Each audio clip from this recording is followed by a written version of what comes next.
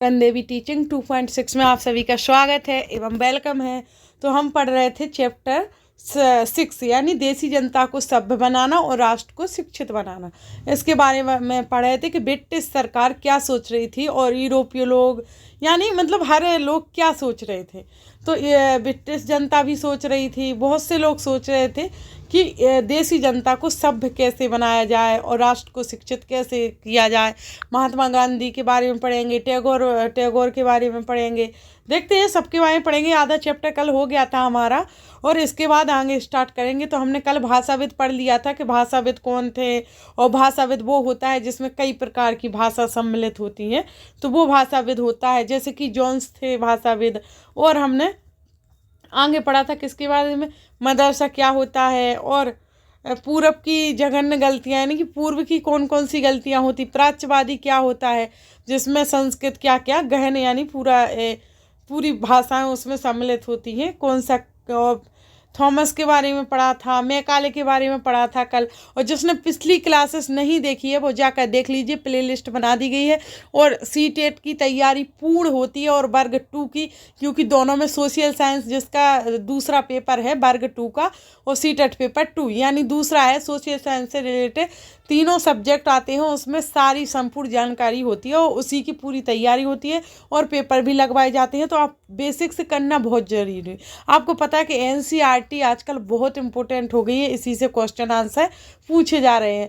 तो daily classes आती हैं और आप पहले तो जो नए आए हुए हैं वो उस चैनल को लाइक सब्सक्राइब कर लीजिए और बेल आइकन को प्रेस भी कर लीजिए, जिससे आपके पास हर नोटिफिकेशन मिल सकेगा और जो भी जानकारी आती है वो सब मिल सकेगी। और डेली क्लासेस भी लग रही हैं और आपकी तैयारी अच्छे से हो सके, जो कि क्योंकि एग्जामों में आजकल पैराग्राफ पूछने लगे यानी स्टेटमेंट के जरिए पूछने लगे। इतना पैराग्राफ दे देंगे फिर उसका आंसर आपको खोजना पड़ेगा, इसलिए आप पूरी थ्योरी पढ़ेंगे तभी उसका आंसर खोज पाएंगे। तो हम देखते हैं कि क्योंकि एक क्लास में पूरा नहीं हो पा रहा था, लेंदी चैप्टर आ रहे हैं, ये हिस्ट्री है इसलिए लेंदी चैप्टर बड़े हैं, तो आप पूरा नहीं कर पाए थे, इसलिए आज इसका ख़त्म हो जाएगा आज इस चैप्टर। तो हमारा कहाँ से रह गया था, देखते। अंग्रेजी शिक्षा ने हमें गुलाम बना दिया, यहाँ से हमें आगे पढ़ना है और हमने यहाँ तक कंप्लीट कर लिया था।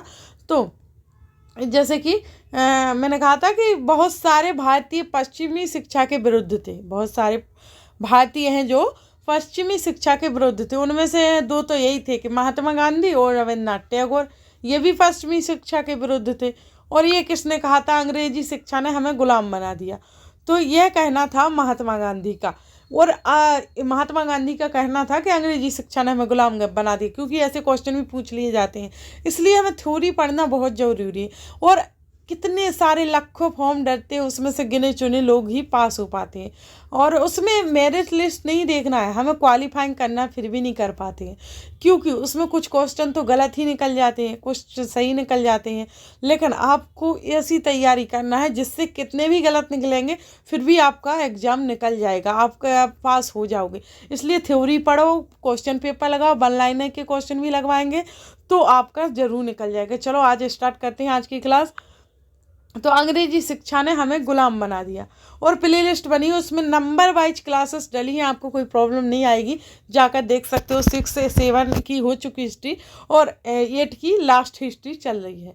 तो महात्मा गांधी का कहना था कि उपनिवेशिक शिक्षा ने भारतीयों के मस्तिष्क में हीनता का बोध पैदा कर दिया है।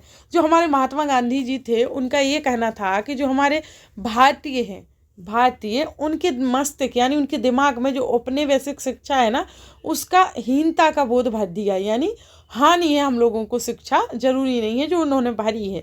इसके प्रभाव में आकर यहाँ के लोग पश्चिमी सभ्यता को श्रेष्ठतर मानने लगे हैं।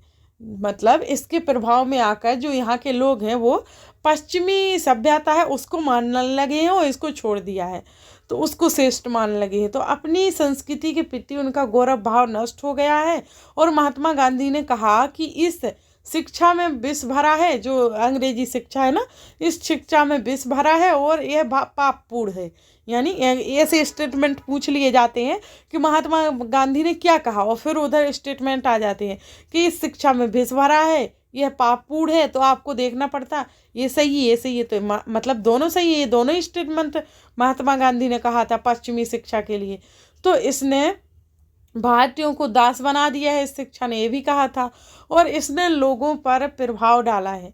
ये सब स्टेटमेंट गांधी जी के थे, जो अंग्रेजी शिक्षा यानी पश्चिमी सभ्यता के लिए उन्होंने कहे थे। उनके मुताबिक पश्चिम से अभिभूत पश्चिम से आने वाली हर चीज की प्रशंसा करने वाले इन संस्थानों में पढ़ने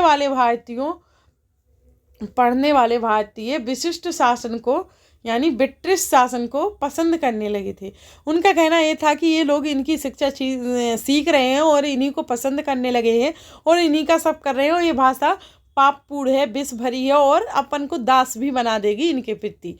इसलिए उनका कहना ये था, और उनके सीखने के हमारा भी उन्हीं की तरफ आकर्षित हो जाएगा, हमारी संस्कृति और हमारी भाषा का कुछ नहीं बचेगा, उनका कहना ये था।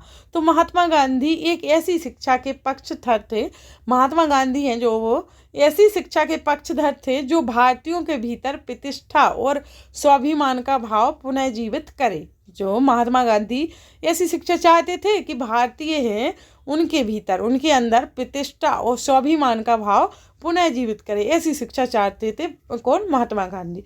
तो राष्ट्रीय आंदोलन के दौरान उन्होंने विद्यार्थियों से आह्वान किया, राष्ट्रीय आंदोलन के बाद उन्होंने क्या किया?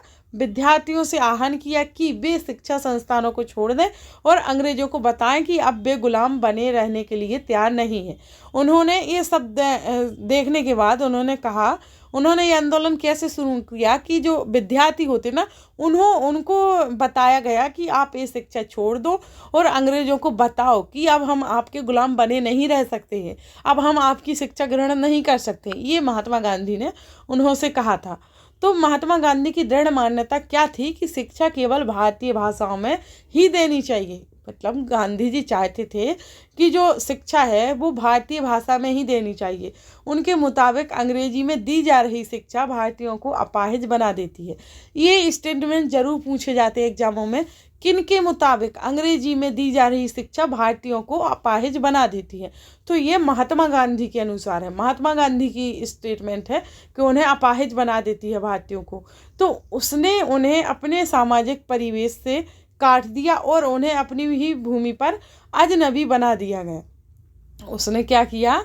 उन्हें अपने सामाजिक परिवेश से काट दिया और उन्हें अपनी ही भूमि पर अजनबी बना दिया। उनकी राय में विदेशी भाषा बोलने वाले मतलब उनका कहना ये था महात्मा गांधी का कि जो भाषा है उसने अपन को यानी हम सभी को अपनी ही भूमि पर अजनबी बना दिया उस भाषा ने, अंग्रेजी भाषा ने। और उनकी राय में विदेशी भाषा बोलने वाले स्थानीय संस्कृति से घृणा करने लगे, यानी घृणा करने वाले अंग्रेजी शिक्षित भारतीय अपनी जनता से जुड़ने के तौर तरीके भूल चुके हैं। यानी अंग्रेजी सीख रहे हैं तो अपनी स्थानीय भाषाओं से कैसे जुड़ेंगे, अपने लोगों से कैसे जुड़ेंगे, उनका कहने का मतलब ये था। और हमें अपनी ही भाषा से अजनबी बना देंगे वो अपनी ही भूमि से, महात्मा गांधी का कहना था ये। और महात्मा गांधी का कहना था कि पश्चिमी शिक्षा मौखिक ज्ञान की बजाय केवल पढ़ने और लिखने पर केंद्रित है। जो पश्चिमी भाषा है वो मौखिक ज्ञान की बजाय केवल पढ़ने और लिखने पर ही केंद्रित थी। उसमें पाठ्य पुस्तकों पर जोर दिया जाता था और लेकिन जीवन अनुभवों और व्यवहारिक ज्ञान की उपेक्षा की जाती थी। यानी जीवन के अनुभव को नहीं बताया जाता था और ज्ञान की उपेक्षा की जाती थी। तो गांधी का तर्क यह था कि शिक्षा से व्यक्ति का दिमाग और आत्मा विकसित होनी चाहिए। उनकी राय में केवल साक्षरता यानी पढ़ने और लिखने की क्षमता पा लेना ही शिक्षा नहीं थे। उनका मतलब ये था कि दिमाग और आत्मा विकसित होनी चाहिए, केवल साक्षरता पा लेना ही शिक्षा नहीं होती है, उसमें विकसित होना चाहिए हमारे दिमाग में कि ये चीज़ है, ऐसी है। अगले जैसे बोलते नहीं है कि रट के ही काम नहीं होता है, उसको समझना भी पड़ता है। तो इसके लिए तो लोगों को हाथ से काम करना पड़ता है, हुनर सीखने पड़ते हैं और यह जानना पड़ता है कि विभिन्न चीज़ें किस तरह काम करती हैं। इससे उनका मस्तिष्क को समझने की क्षमता दोनों विकसित हो जाएंगे कि कौन सी चीज़ क्या काम करती है। ये समझने से उनका मस्तिष्क और क्षमता दोनों ही विकसित हो जाएंगी। उनका कहने का ये मतलब था। तो जैसे जैसे राष्ट्रीय भावना का प्रचार हुआ और कई दूसरे विचारक भी एक ऐसी राष्ट्रीय शिक्षा प्रणाली के बारे में सोचने लगे जो अंग्रेजी द्वारा स्थापित की गई व्यवस्था से आमूल तौर पर भिन्न हो, उस भाषा के बारे में सोचने लगे। फिर है हमारे कौन? टैगोर का शांति निकेतन। और आपने देख लिया होगा, ऊपर अच्छे से देखना कि महात्मा गांधी ने कौन कौन सी स्टेटमेंट दी थी, कितना घृणा आ गई थी उनके अंदर अंग्रेजी शिक्षा के प्रति और पश्चिमी सभ्यता के प्रति। तो उन्हीं ने यह आंदोलन चलाया कि बच्चे शिक्षा छोड़ दें, धन्य बच जाए तो सही रहेगा, उनसे गुलाम बनना छूट जाएंगे। तो आपसे शांति निकेतन के बारे में सुना होगा आपने, जैसे कि बुकों में पढ़ा होगा, और नहीं भी पढ़ा तो अभी सुन सकते हो। शांति निकेतन ये रहा, जिसमें टैगोर जी पढ़ा रहे हैं विद्यार्थियों को। यहाँ पर ये रहा, बाग बगीचा है, अच्छे से दिख नहीं रहा पर बच्चों को पढ़ा रहे हैं, और यही है शांति निकेतन। फिर देखते हैं रविंद्रनाथ टैगोर ने यह संस्था कब खोली थी। जो शांति निकेतन की संस्था है वो रविंद्रनाथ टैगोर ने खोली थी, 1901 में शुरू की थी।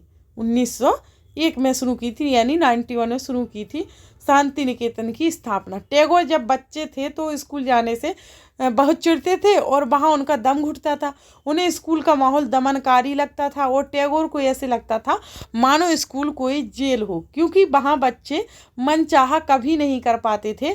और जब दूसरे बच्चे शिक्षक को सुन रहे होते थे तो टैगोर का दिमाग कहीं और भटक रहा होता। ये अनुभव टैगोर ने अपना बताया है, यह अनुभव जो बताया है ये टैगोर ने अपना बताया है। और शांति निकेतन में स्थापना हुई थी और 1901 में हुई थी, जो तो ठीक है, पर उन्होंने ये अनुभव अपना व्यक्त किया है।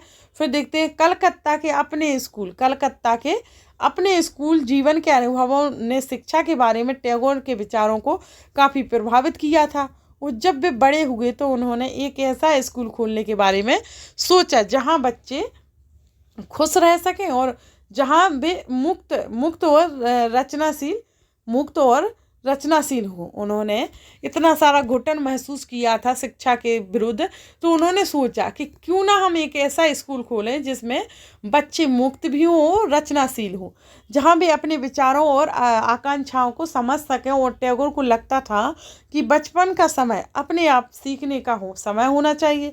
जो बचपन का समय है वो अपने आप सीखने का समय होना चाहिए, और वह अंग्रेजों द्वारा स्थापित की गई शिक्षा व्यवस्था के कड़े और बंधनकारी अनुशासन से मुक्त होना चाहिए।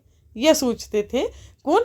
टैगोर जी, कि जो अंग्रेजी द्वारा स्थापित की गई शिक्षा से मुक्त हों और कड़े बंधन है उनके, अंग्रेजी शिक्षा के अनुशासन है बहुत सारे, तो उनसे मुक्त हों बच्चे, ऐसी शिक्षा लानी चाहिए। तो शिक्षक कल्पनाशील हो, बच्चों को समझता और उनके अंदर उत्सुकता जानने की चाह विकसित करने में मदद दे।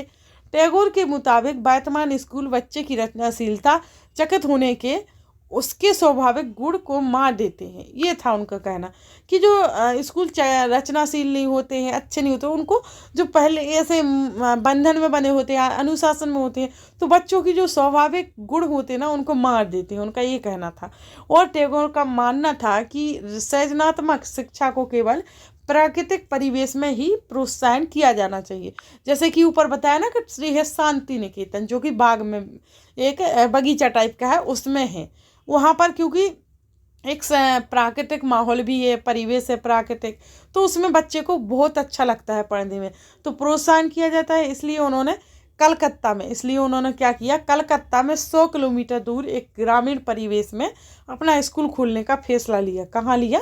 कलकत्ता से 100 किलोमीटर दूर एक ग्रामीण परिवेश में उन्होंने अपना स्कूल खोलने का फैसला लिया। और उन्हें यह जगह निर्मल शांति से भरी दिखाई दी। और जो उन्हें जगह मिली वो निर्मल शांति से भरी दिखाई दी, तो उन्हें उसका नाम क्या पड़ गया? शांति निकेतन, है ना। शांति से भरी पड़ी तो शांति निकेतन, जहाँ प्रकृति के साथ जीते हुए बच्चे अपनी स्वाभाविक सृजनात्मक मेधा को एक और विकसित कर सकते थे। यानी यहाँ प्रकृति के साथ जीते बच्चे और अपनी स्वाभाविक सृजनात्मकता सभी को विकसित कर पाते, क्योंकि हर प्राकृतिक क्षेत्र होता है वो बहुत अच्छा लगता प्रकृति जैसा। तो बहुत सारे मामलों में टैगोर और महात्मा गांधी शिक्षा के बारे में समावेश एक जैसी रखते थे, यानी उनकी दोनों की एक जैसी सोच रहती थी बहुत सारे मामलों में, लेकिन दोनों के बीच फर्क भी थे। गांधी जी पश्चिमी सभ्यता और मशीनों व प्रौद्योगिकी की उपासना के कट्टर आलोचक थे। जो गांधी जी हैं वो पश्चिमी सभ्यता और मशीनों व प्रौद्योगिकी की उपासना के कट्टर आलोचक थे। ऐसे क्वेश्चन में पूछ लिया जाता है कि गांधी जी कौन सी सभ्यता के आलोचक थे और किस चीज़ के आलोचक थे, तो वहाँ पर स्टेटमेंट रख दी जाती है, तो अपन समझ जाते हैं कि पश्चिमी सभ्यता और मशीनों और प्रौद्योगिकी इन सभी के क्या थे, कट्टर थे। और टैगोर आधुनिक पश्चिमी सभ्यता, और टैगोर किसके थे, आधुनिक पश्चिमी सभ्यता और भारतीय परंपरा के श्रेष्ठ तत्वों का सम्मिश्रण चाहते थे। यानी वो दोनों सभी सभ्यताओं को सम्मिश्रण चाहते थे, यानी मिश्रण, सभी को मिश्र करना चाहते थे वो। उन्होंने शांति निकेतन में कला, संगीत और नृत्य के साथ साथ विज्ञान और प्रौद्योगिकी की शिक्षा पर जोर दिया था उन्होंने, किसने, टैगोर जी ने। तो इस प्रकार बहुत सारे लोग इस बारे में सोचने लगे थे, तो इस बारे में सोचने लगे कि एक राष्ट्रीय शिक्षा प्रणाली की रूपरेखा क्या होनी चाहिए। कुछ लोग अंग्रेजों द्वारा स्थापित की गई व्यवस्था में परिवर्तन चाहते थे। उनका मानना था कि इसी व्यवस्था को इस तरह फैलाया जाए कि उसमें ज़्यादा से ज़्यादा लोगों को पढ़ने के मौके मिलें। और इसके विपरीत बहुत सारे लोग ऐसे भी थे जो एक वैकल्पिक व्यवस्था चाहते थे, ताकि लोगों को सच्चे अर्थों में राष्ट्रीय संस्कृति की शिक्षा दी जा सके। और कौन तय करे कि सच्चे अर्थों में राष्ट्रीय क्या होता है। इस राष्ट्रीय शिक्षा की बहस स्वतंत्रता के बाद जारी रही, इसकी बहस भी चलती रही। फिर बच्चे क्या हुआ, कोयम्बटूर में एक प्रचारक स्कूल में खेल रहे बच्चे 20वीं सदी का प्रारंभ, ये है कोयम्बटूर, यहाँ पर 20वीं सदी का प्रारंभ है जहाँ बच्चे खेल रहे हैं स्कूल में। और 19वीं सदी के मध्य तक ईसाई प्रचारक और भारतीय सुधारवादी संगठन लड़कियों के लिए स्कूल खोलने लगे थे। फिर देखते हैं, हमारा आज का चैप्टर यहीं ख़त्म हुआ। और इसके साथ साथ हम क्वेश्चन भी करते हैं दोस्तों, ऐसा नहीं कि चैप्टर ही ख़त्म हो जाए। और हम पहले इस चैप्टर को पढ़ लेते हैं अच्छे से, क्योंकि आपको कोई त्रुटि ना आए, सब समझ सको आप चैप्टर को पूरा। और उससे हाईलाइटर करके रखा है, हाईलाइटर से पहले ही लगा दिया था, तो कोई प्रॉब्लम नहीं, आपको आ रहा होगा, आप अपने मन से लगाइए। और मैं भी बता देती हूँ, क्योंकि देखो पहले चैप्टर पूरा कराया जाता है, पहले मैंने पहले पढ़ा हुआ है, तो उसमें ऐसे चिन्ह लगे हुए हैं, तो कोई प्रॉब्लम नहीं। और हाईलाइटर भी करा है, तो आपको मोस्ट इम्पोर्टेंट ही जानकारी दी जाती है, ना कि इधर गदर की नहीं। तो चलो यहाँ देखते हैं क्या मेल मिलाना है, कैसे मेल मिल रहा है, इनके जोड़ियाँ मिलाएंगे।